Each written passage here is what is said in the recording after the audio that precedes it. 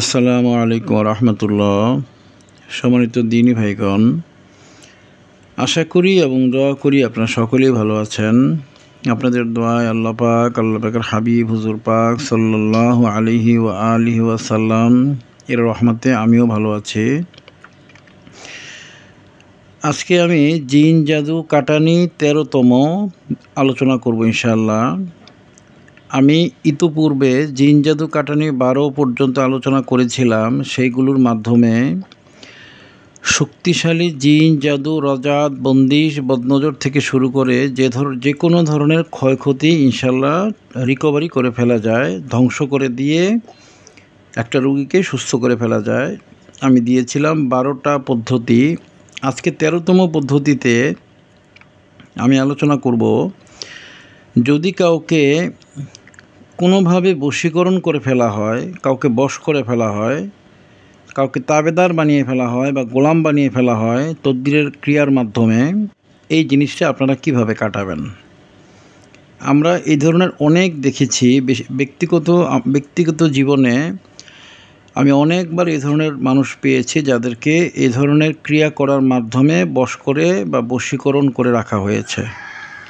পরবর্তীতে এই তদবিরটা করার পরে ওই বশীকরণটা ছুটে গিয়েছে এবং ওই ব্যক্তিরা নিজেই অবাক হয়ে গিয়েছে যে আমি এতদিন তাহলে তাকে ছাড়া যে কিছুই বুঝতাম না, তার প্রতি আমার যে মহব্বত, আন্তরিকতা, টান বা তার জন্য ডেডিকেশন যেটা আমার মাঝে ছিল, এটা কি তাহলে এই ধরনের ক্রিয়া ছিল?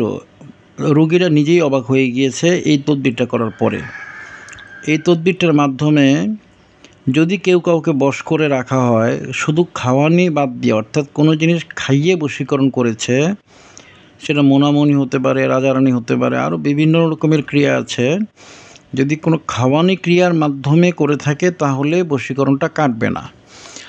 আর যদি খাওয়ানি বাদে, খাওয়ানো ছাড়া যেই পদ্ধতিগুলো পৃথিবীতে প্রচলিত, এই বশীকরণের, রাজবশীকরণের পদ্ধতিগুলো মগাশাস্ত্র, এছাড়া মগাশাস্ত্র ছাড়াও কামাখ্যা শাস্ত্র, কালী শাস্ত্র, আমাদের মুসলিম শাস্ত্রেও বিষয়গুলো আছে।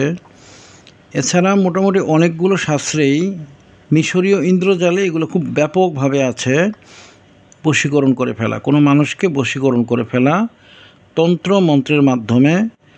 এই তন্ত্র মন্ত্রের মাধ্যমে বশীকরণ করলে আজকের কাটানিটার মাধ্যমে আপনি পরিপূর্ণ সুস্থ হয়ে যেতে পারবেন। কিংবা যাকে বশীকরণ করে রাখা হয়েছে বা তাবেদার করে রাখা হয়েছে বা গোলাম বানিয়ে রাখা হয়েছে, এই ব্যক্তি পরিপূর্ণ এই গোলামি, তাবেদারি এবং বশীকরণ থেকে ছুটে আসতে পারবে। আজকের এই জিনিসটা, আজকে আপনাদের এই কাটানি 13 অর্থাৎ বশীকরণ কাটানিটা করতে হলে কয়েকটা জিনিস প্রয়োজন হবে। রোগীর মাথার 3টা চুল প্রয়োজন হবে, 6 থেকে 8 ইঞ্চি পরিমাণ। এটা লেবু যেই পরিমাণ, ওই লেবুটা বুঝে চুলটা নেওয়া লাগবে, যেন লেবুটাকে গিট দেওয়া যায় ওই চুলটি দ্বারা। ওই পরিমাণ একটা চুল নেওয়া লাগবে, 6-7 ইঞ্চি, বা যদি লেবুটা বড় হয় তাহলে 10 ইঞ্চি পরিমাণ একটা চুল নিতে হবে ওই ব্যক্তির মাথা থেকে, যার বশীকরণটা কাটতে চাচ্ছেন।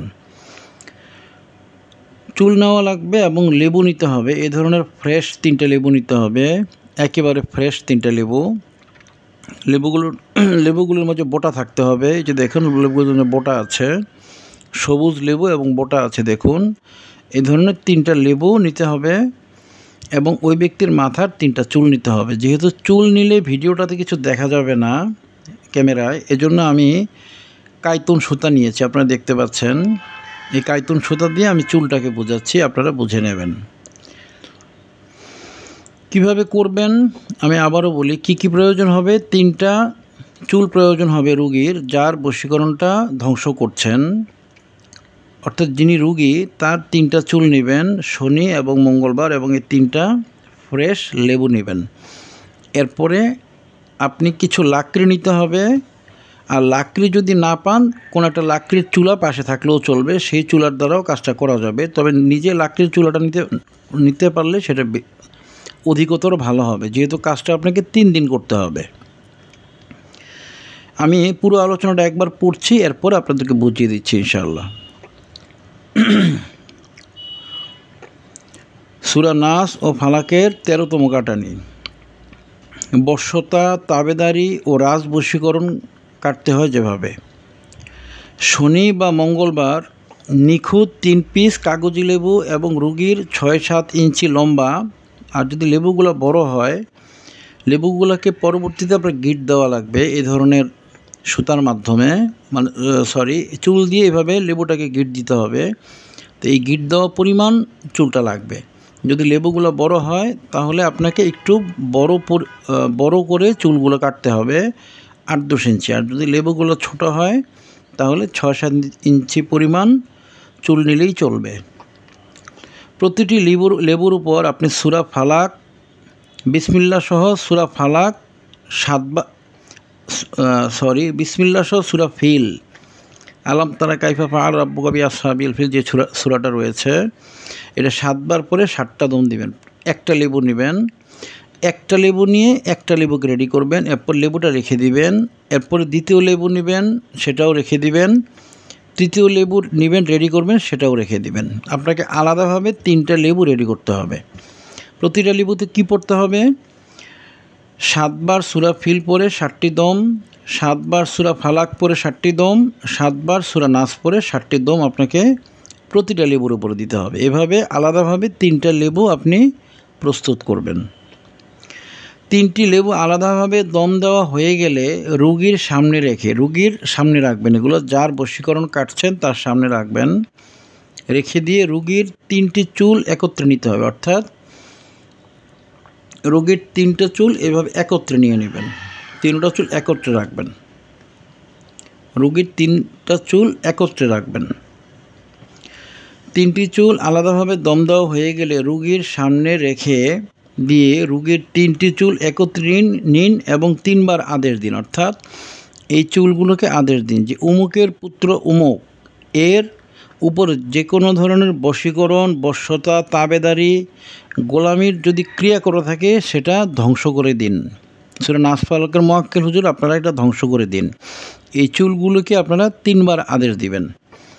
একই আদেশ মায়ের নাম সহ তার নামটা বলবেন যে বশীকরণ, তাবেদারি, বুদ, বশ্যতা, গোলামি যেগুলোই করা থাকুক এই ব্যক্তির উপরে নাস ফালাকের মুআক্কেল হুজুর করে এগুলো ধ্বংস করে দিন। 3 বার আদেশ দিবেন।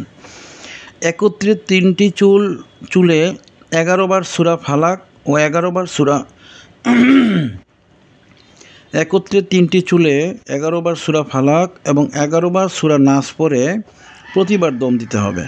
অর্থাৎ 3টা চুল একত্রে নিয়ে একবার সূরা ফালাক পড়বেন, একটা দম দিবেন, আবারও একবার সূরা ফালাক পড়বেন, একটা দম দিবেন। এভাবে 11 বার সূরা ফালাক পরে 11টা দম দিবেন, 3টা চুল একসাথেই থাকবে। এরপর আবারও সূরা নাস 11 বার পড়বেন, 11 বার পরে 11টা দম দিবেন এই চুলগুলোর উপরে। 11 বার সূরা নাস পরে প্রতিবার দম দিন। 3টি চুল দ্বারা 3টি লেবুকে গিট দিয়ে লেবু 3টি লাকড়ির জ্বলন্ত আগুনে ফেলে দিন। 3 দিন করলে বশীকরণ কেটে যাবে ইনশাআল্লাহ। রাজ বশীকরণ হলে 7 দিন করতে হবে। এবার প্রতিটা চুলকে আলাদাভাবে নিয়ে প্রতিটা চুলকে এভাবে আলাদা একটা চুল নেবেন, নিয়ে প্রতিটা লেবুকে এভাবে গিট দিয়ে দিবেন। প্রতিটা লেবুকে চুল দিয়ে গিট দিয়ে দিবেন। চুল দিয়ে গিট দিয়ে দিতে মনে রাখবেন যে 3টা চুল দিয়ে 3টা লেবুকে গিট দিয়ে দিতে হবে। গিট দেওয়ার পরে যে অবস্থা হবে এভাবে গিট পরে থাকবে। আমি যেহেতু কাইতুন সুতাকে দেখাচ্ছি, যেহেতু ভিডিওতে যেন বোঝা যায়, এজন্য আমি মোটা কাইতুন সুতা নিয়েছি। আপনারা তো চুল দিয়ে করবেন, তো চুল দিয়ে এই লেবুটাকে গিট দিয়ে দিবেন। 3টা চুল দিয়ে 3টা লেবুকে গিট দিয়ে দিবেন। এরপর 3 বার আদেশ দিবেন। 3টা লেবুকে সামনে রেখে 3 বার আদেশ দিবেন। উমুকের পুত্র উমুকের যত প্রকার বশীকরণ, গোলামি, বশ্যতা, তাবেদারি এবং আরেকজনের প্রতি বুদ বা আসক্তি আছে যে পরিমাণ, যতটুকু এটা ধ্বংস করে দিন। সূরা নাস এবং সূরা ফালাকের মুআক্কেল এটা 3 বার পড়বেন। এরপর এই 3টা লেবু চুল দিয়ে গিট দেওয়া লেবুকে জ্বলন্ত আগুনে ফেলে দিবেন। আগুনটা হতে হবে লাকড়ির আগুন। আমি আবারও বলেছি আপনাদের, এখানে লেখা আছে দেখুন, 3টি লাকড়ির জ্বলন্ত আগুনে ফেলে দিন। 3 দিন করলে ইনশাল্লাহ বশীকরণ কেটে যাবে। রাজ বশীকরণ হলে 7 দিন করবে। সাধারণ যে বশীকরণগুলো আছে এগুলো 3 দিনের মধ্যেই, প্রথম দিনই আপনারা ইমপ্রুভমেন্টটা বুঝতে পারবেন। রোগী নিজেই বলবে যে যার প্রতি বশীকরণের টান ছিল ওটা কমে গিয়েছে, বা যার প্রতি মহব্বত ছিল মহব্বতটা কমে গিয়েছে, বা যার দিকে গোলাম বানিয়ে রাখা ছিল তার প্রতি গোলামি ভাবটা কমে গিয়েছে। প্রথম দিন থেকেই রোগী বলবে, 3 দিনের মধ্যে পরিপূর্ণভাবে কেটে যাবে। রাজ বশীকরণ যদি হয়, অঘোরী শাস্ত্রে রাজ বশীকরণের কিছু তদবির আছে। অঘোরী শাস্ত্রের রাজ বশীকরণগুলো একটু করা হয়, ইন্দ্রজাল শাস্ত্রের রাজ বশীকরণগুলো একটু করা হয়, অন্যগুলো এতটা করা হয় না, ওগুলো 3 দিনের মধ্যেই নেমে যায়। কিন্তু এই 2টা শাস্ত্রের রাজ বশীকরণগুলো আমি 7 দিন 11 দিন পর্যন্ত করতে হয়েছে আমাকে। কোনোটা 11 দিন পর্যন্ত করতে হয়েছে বশীকরণটা পুরোপুরি ধ্বংস করার জন্য। তবে সব ধরনের বশীকরণগুলোই ধ্বংস করা যায় যদি খাওয়ানি থাকে। অনেকে বলবেন যে হুজুর আপনি যে বললেন যে খাওয়ানি বাদে বাকিগুলোর ক্ষেত্রে এই বশীকরণটা ধ্বংস হবে, সেক্ষেত্রে খাওয়ানিটা কি করতে হবে? খাওয়ানিটা হচ্ছে 2 রকমের। একটা হচ্ছে মোনামনি বা মিলন গোটা, এগুলোর সাথে শ্বেতলজ্জাপতি মিলিয়ে বা বিভিন্ন কিছু মিলিয়ে খাইয়ে যে বশীকরণ, এটা ধ্বংস করতে হলে তাকে একটা বিশেষ একটা হালুয়া রেডি করতে হবে। হালুয়াটা রেডি করতে হয় শ্বেতলজ্জাপতির শিকড়, কাঁচা শিকড়, এবং বাজারে কিনতে পাওয়া যায় রাঁধুনি একটা মশলা আছে, রাঁধুনি একটা মশলা আর কি। এই রাঁধুনি আপনার যে দোকানে মশলা বিক্রি করে ওইসব দোকানিকে বললেই হবে যে রাঁধুনি কোনটা। ওই রাঁধুনিকে শনি মঙ্গলবার দিন শ্বেতলজ্জাপতির সাথে বেটে পেস্ট করে একটা জিনিস বানিয়ে একটা কাজ করতে হয়। সেক্ষেত্রে পেটে যেই মোনামনি বা মিলন গোটা বা অন্যান্য যেই ক্রিয়াগুলির মাধ্যমে বশীকরণ করা হয়, ওইটা ওয়াশরুমের সাথে ওইটা বের হয়ে যায়। এটা পেট থেকে ওইটা বের হয়ে যায়, এরপরে বশীকরণটা কাটতে হয়। আর আরেক ধরনের বশীকরণ আছে, এটাকে বীর্যপাত বশীকরণ বলে। এই বীর্যপাত বশীকরণ যদি করে, অর্থাৎ এটা কালী শাস্ত্রে এবং কামাখ্যা শাস্ত্রে বিষয়টা অধিক আলোচনা আছে। বীর্যপাত বশীকরণ মানে হচ্ছে কোনো একটা খাদ্যদ্রব্য বা কোনো কিছুর উপরে কোনো একটা ব্যক্তি তার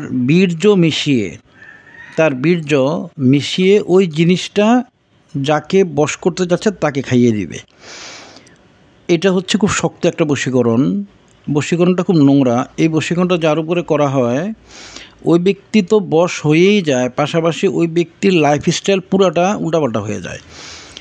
ওই ব্যক্তির সাধারণ চলাফেরা ক্ষতিগ্রস্ত হয়, লেখাপড়া ক্ষতিগ্রস্ত হয়, ব্যবসা বাণিজ্য চাকরি বাকরি থাকলে সেগুলো ক্ষতিগ্রস্ত হয়। অর্থাৎ ওই ব্যক্তিটা বশীকরণ হয় ঠিকই, কিন্তু ওই ব্যক্তিটার যেহেতু একটা উপজীব, একটা বীর্য কারো শরীরে ঢুকিয়ে দেওয়া হয়েছে, এটাকে জাগ্রত করা হয়েছে। অনেকটা রাহুচণ্ডালের হাড় যেভাবে জাগ্রত করে ওই বীর্যটাকে ওইভাবে জাগ্রত করা হয়। অর্থাৎ পুরুষ বা মহিলা যাদের বীর্যটা খাবারের সাথে মিশিয়ে খাওয়ানো হচ্ছে, ওইটা খাবারে মিশানোর পর ওইটাকে বিশেষ কিছু ক্রিয়া করার মাঝে জাগ্রত করে ফেলা হয়। ওইটা খাইয়ে দেওয়ার পর ওইটা ওই শরীরে অবস্থান করতে থাকে এবং বিভিন্নভাবে ওই শরীরে ক্ষতি করতে থাকে। এই বশীকরণটা কাটানো খুব জটিল। সরাসরি কোনো শাস্ত্রে এই বশীকরণটা কাটানোর ব্যাপারে আলোচনা করা হয়নি।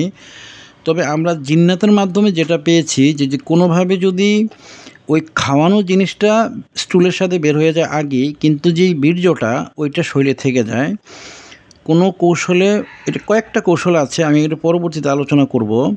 কয়েকটা কৌশলে যদি ওই বীর্যটাকে শরীর থেকে ধ্বংস করে দেওয়া যায়, যাকে বশ করা হয়েছে তার শরীর থেকে বীর্যটাকে যদি ধ্বংস করে দেওয়া যায়, সেক্ষেত্রে ধ্বংস করে দেওয়ার পরে যদি এই কাটানিটা দেওয়া হয়, আমি আজকে যে কাটানিটা আলোচনা করলাম, লেবু এবং যাকে বশ করা হয়েছে তার চুল দিয়ে এই কাটানিটা যদি দেওয়া যায় 3 দিন বা 7 দিন বা 11 দিন, তাহলে আবার ওই বশীকরণটা ধ্বংস হয়ে যাবে। তবে জাগ্রত বীর্য কারো শরীরে ঢুকিয়ে দিলে খাওয়ানোর মাধ্যমে এটা ধ্বংস করার প্রক্রিয়াটা খুব জটিল। খুব অভিজ্ঞ এবং খুব বড় ধরনের কবিরাজ ছাড়া এই কাজটা সহজে কেউ করতে পারে না। আর এই কাজটা করলে যাকে করা হবে সে ঠিক এরকম হয়ে যাবে যে যে বশ করেছে সে ভালো বলুক খারাপ বলুক, সে যেটাই বলুক, ওই ব্যক্তি ওইটাকেই মাথা পেতে নেবে। যা বলুক, যেভাবে বলুক, যে ধরনের হুকুমে করুক না কেন, সে ওইটাকেই মাথা পেতে নেবে। একেবারে গোলামের মতো হয়ে যাবে ওই ব্যক্তিটা। এই বীর্যপাত বশীকরণ যাদেরকে করা হয়, আরও অনেকগুলো বশীকরণ আছে, তার মধ্যে বীর্যপাত বশীকরণটা সবচেয়ে জটিল একটা বশীকরণ এবং খুব নোংরা একটা বশীকরণ। এটা কাটানো খুব অভিজ্ঞ কবিরাজ ছাড়া এটা কাটাতে পারে না। আমি ইনশাল্লাহ আমি যতটুকু জানি, আমি ভবিষ্যতে আরেকটি ভিডিওতে এটা নিয়ে আলোচনা করব। আজকে আমি যে বিষয়টা আলোচনা করলাম, জিন জাদু কাটানি 13তম পর্ব সূরা নাস ফালাকের, এটার মাধ্যমে আপনারা যে কোনো ব্যক্তিকে যদি বুঝেন যে বশ করে রাখা হয়েছে, হাজিরার মাধ্যমে পান বা তার আচরণের মাধ্যমে বুঝতে পারেন, সেক্ষেত্রে আপনারা তার উপরে এই ক্রিয়াটা আপনারা 3 দিন করবেন, আশা করি হয়ে যাবে। না হলে 7 দিন করবেন, আর যদি খুব রাজ বশীকরণ হয় তাহলে 11 দিন করবেন। ইনশাল্লাহ বশীকরণটা পুরোপুরি নেমে যাবে, ওই ব্যক্তিটা একেবারেই স্বাভাবিক জীবনে চলে আসবে, একেবারেই স্বাভাবিক। আর যদি বীর্যপাত বশীকরণের সাইন পান, সেক্ষেত্রে এটা আপনারা পারবেন না। একজন অভিজ্ঞ মুদাব্বিরের কাছে গিয়ে ওই অভিজ্ঞ মুদাব্বিরকে দিয়ে শরীরের মধ্যে সেই জাগ্রত বীর্যটাকে ধ্বংস করে দিতে হবে। এরপর ধ্বংস করার পরে এই কাটানিটা দিতে হবে। এই কাটানিটা পরে আপনি নিজেই দিতে পারবেন, কিন্তু ওই জাগ্রত বীর্যটা ধ্বংস করার জন্য অভিজ্ঞ একজন মুদাব্বির বা কবিরাজ লাগবে। তখন আপনি ওই ব্যক্তিকেও বশীকরণ থেকে বের করে নিয়ে আসতে পারবেন। আমি আজকে যে ভিডিওটা দিলাম, এই ভিডিওটা কমপক্ষে 200, 250, 300 বারের উপরে পরীক্ষিত আমার, কিংবা আরও বেশি পরীক্ষিত, কোনো গণনা করা হয়নি, 400-500 হতে পারে। এটা পরীক্ষিত অনেকবার, 100 বার পরীক্ষিত এই তদবিরটা। বশীকরণ কাটানোর জন্য আমি 4-5টা পদ্ধতি ব্যবহার করতাম, তার মধ্যে সবচেয়ে কার্যকরী এবং সবচেয়ে ফলপ্রসূ হিসাবে এই তদবিরটাকে আমি পেয়েছিলাম। আপনাদের আমি অনেকগুলো তদবির না দিয়ে একটা তদবির দিয়ে দিলাম। এই তদবিরটার মাধ্যমে আপনারা যদি বুঝেন যে কাউকে বশ করে রাখা হয়েছে, তাকে আপনারা বশীকরণ থেকে ছুটিয়ে দিতে পারবেন। এই কাটানির মাধ্যমে বশীকরণটা ছুটে সে পরিপূর্ণ স্বাভাবিক জীবনে চলে যেতে পারবে। বশীকরণ করলে যেটা হয় যে সারাক্ষণ তার মাথায় ওই লোকটা ঘুরে, চলাফেরা, উঠা বসা, খাওয়া দাওয়া, ঘুম, সব সময় ওই লোকটার দিকে ওই ব্যক্তিটা মুতাওয়াজ্জে হয়ে থাকে, অর্থাৎ ওই দিকে ঝুঁকে থাকে। স্বাভাবিক জীবন বলতে তার কিছুই থাকে না। চাকরি করতে গেলেও ওই যে বশীকরণ করেছে তার দিকে মনটা পড়ে থাকে। আবার ওই ব্যক্তি যদি কখনো ফোন দেয় যাওয়ার জন্য, সে চাকরি বাকরি, ব্যবসা বাণিজ্য, জরুরি কাজকাম রেখে ওই ব্যক্তির কাছে চলে যায়। অর্থাৎ স্বাভাবিক জীবনযাত্রা বলতে কিছুই থাকে না যাকে বশ করা হয়। তো এটা করলে ইনশাল্লাহ বশীকরণটা কেটে যাবে। পরীক্ষিত বিষয়, আপনারা করে দেখবেন। আমার প্রত্যেকটা তদবির পরীক্ষিত, আমি থিওরিক্যাল কোনো তদবির দিই না। আমার কাছে থিওরিক্যাল হাজার হাজার তদবির আছে, যেগুলো আমি আমার জীবনে প্রয়োগ করে ফল পেয়েছি। আপনাদেরকে পরীক্ষিত জিনিসগুলোই দিই, আপনারা যেন এটা দ্বারা ফল পান। আমি সদকায়ে জারিয়া হিসেবে এগুলো দিয়ে যাচ্ছি। আর বশীকরণের মাসালা নিয়ে আমি একটা ভিডিও বানাবো। যারা আমভাবে বশীকরণ শিখায় তারা সবাই ফাসেক। আপনি একজন ওস্তাদ বা আপনি একজন কবিরাজ, আপনি একজনকে বশীকরণ শিখালেন, সে যদি আপনার বোনটাকে বশ করে নিয়ে যায়, সেক্ষেত্রে বিষয়টা আপনার কি খুব আনন্দ মনে হবে? খুব ভালো লাগবে আপনার? আমভাবে বশীকরণ শেখানো জায়েজ নেই। বশীকরণ করাটা তো ঠিকই না, বশীকরণ শেখানো আমভাবে জায়েজ নেই। এটা খাস কিছু ছাত্রকে শেখাতে হয়, যেহেতু ইলমটা পৃথিবীতে রাখতে হবে, কিন্তু আমভাবে বশীকরণ শেখানো এটা হারাম। আপনারা নিজেরাই চিন্তা করবেন যে আপনি একজনকে বশীকরণ শিখিয়েছেন কিংবা বিচ্ছেদ শিখিয়েছেন, কঠিন বিচ্ছেদ শিখিয়েছেন। কিছু কিছু বিচ্ছেদ আছে যে বিচ্ছেদগুলো করলে কখনো আর লাগানো যায় না। আপনার উপরে যদি আপনার ওয়াইফের সাথে কেউ বিচ্ছেদটা করে, আপনার কেমন লাগবে? খুব ভালো লাগবে আপনার? তো এটা আপনি আরেকজনকে শিখাবেন, কোন যুক্তিতে শিখাবেন এই জিনিসগুলো?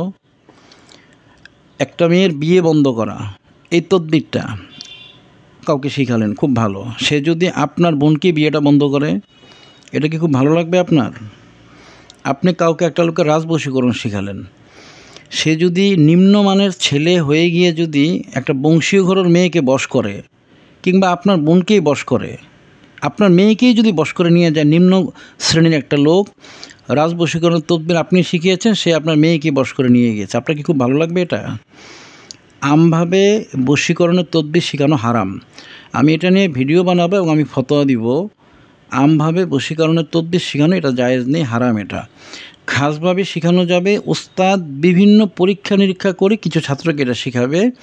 যেহেতু স্বামী স্ত্রীর মহব্বতের বিষয় আছে এখানে, আমাদের সমাজে স্বামী স্ত্রীর মহব্বতটা অনেক দুর্বল হয়ে গিয়েছে।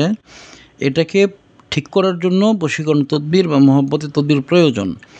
এটা একজন ওস্তাদ তার বিশেষ কিছু ছাত্রকে শেখাবে। আমভাবে এটা শেখানো হারাম। এটা নিয়ে ইনশাআল্লাহ একটা ভিডিও বানাবো আমি, আপনারা বিষয়টা সম্পর্কে জানতে পারবেন। যারা বশীকরণগুলো আমভাবে শেখাচ্ছেন, আপনারা জেনে রাখবেন পাপ তার বাপকেও ছাড়ে না। আপনারা জেনে রাখবেন আপনারা যে পাপ করছেন আপনি নিজে সেই পাপে অচিরেই পড়বেন, অচিরেই আপনি সেই পাপের মধ্যে গিয়ে পড়বেন। এজন্য বশীকরণ কাউকে আমভাবে শেখাবেন না, ছাত্রদেরকে শেখাতে থাকুন। 500 ছাত্রকে শেখালে আপনি 5টা ছাত্রকে বাছাই করুন, যে যারা খুবই বিশ্বস্ত এবং যাদেরকে আপনি হাজিরা করে একবার পারফেক্ট ছাত্র পাবেন, তাদেরকে আপনি সব বশীকরণ শিখিয়ে দিন। রাজ বশীকরণ আছে, চালানি বশীকরণ আছে, সব শিখিয়ে দিন। বশীকরণের জন্য আসলে কিছুই প্রয়োজন হয় না। একটা মোয়াক্কেল হাসিল করলে ওই মোয়াক্কেলটাকে বলে দিলেই সে বশীকরণটা করে দেয়, মহব্বত তৈরি করে দেয়, কিছুই করা লাগে না। এই ধরনের কিছু মোয়াক্কেল হাসিলাতে আছে, আপনারা ওই আমলগুলো ছাত্রদেরকে শিখিয়ে দেন, ছাত্ররা বশীকরণ করতে পারবে। কিন্তু আমভাবে কাউকে বশীকরণ শেখানো এটা হারাম, হারাম এবং স্পষ্ট হারাম। আপনি আপনার নিজের জীবনে প্রয়োগ করে দেখবেন। আপনারা যারা ওস্তাদ আছেন, যে আপনারা কাউকে বশীকরণ, আমার একজন ওস্তাদ, আমি যার কাছ থেকে অন্য কাজ শিখেছি, বশীকরণ শিখিনি, উনি 3টা বিয়ে করেছিলেন। আমরা দুজন মিলে ওই ওস্তাদের কাছে একটা জিনিস শিখতে গিয়েছিলাম।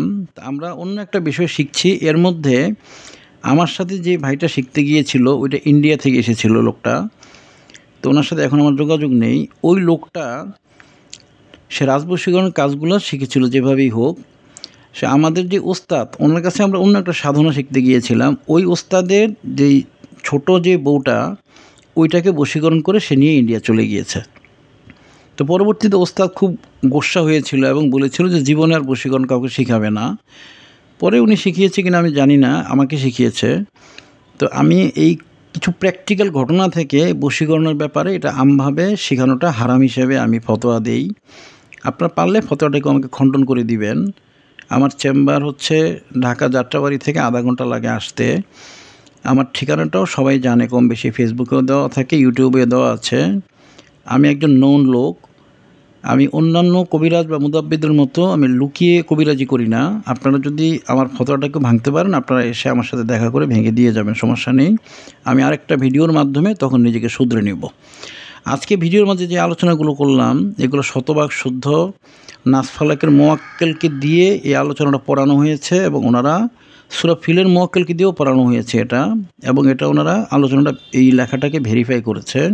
আপনারা প্রয়োগ করে দেখবেন, এটা অবশ্যই ফলপ্রসূ, অবশ্যই ফলপ্রসূ, অবশ্যই ফলপ্রসূ। আমি আল্লাহ পাকের হাবিব হুজুর পাক ইসলাম এর সন্তুষ্টির নিমিত্তে সদকা জারিয়া হিসেবে পৃথিবীর সবচেয়ে দামি ইলমগুলোর একটা ইলম আমি দিয়ে দিলাম আজকে। আপনারা সকলে আমার জন্য দোয়া করবেন। যদি আমার আলোচনা থেকে কেউ কষ্ট পেয়ে থাকেন, কেউ যদি আমার আলোচনার মধ্যে কোনো ভুল পেয়ে থাকেন, যদি কেউ আমার আলোচনার মাঝে আমাকে অহংকার হিসেবে পেয়ে থাকেন, অনুগ্রহ করে আপনারা আমাকে আল্লাহর রাস্তায় মাফ করবেন। কথা বলার সময় টুকটাক ভুল হতে পারে, অহংকারী ভাব আসতে পারে, আপনারা আমাকে মাফ করবেন। আমি অবশ্যই অহংকারী নই, আমি একজন বিনয়ী মানুষ। আপনারা আমাকে মাফ করবেন, আমার জন্য দোয়া করবেন। আমি আপনাদের সকলের জন্য দোয়া করি এবং আপনারা সকলে আমার জন্য দোয়া করবেন। আমরা সকলেই সকলের জন্য ইনশাআল্লাহ দোয়া করব। আল্লাহ পাকের হাবিব হুজুর পাক সাল্লাল্লাহু আলাইহি ওয়া আলিহি ওয়াসাল্লাম আমাদের সকলকে যেন কবুল করুন, রহমত করুন, মায়া করুন, দয়া করুন। আসসালামু আলাইকুম ওয়া রাহমাতুল্লাহি ওয়া বারাকাতুহু।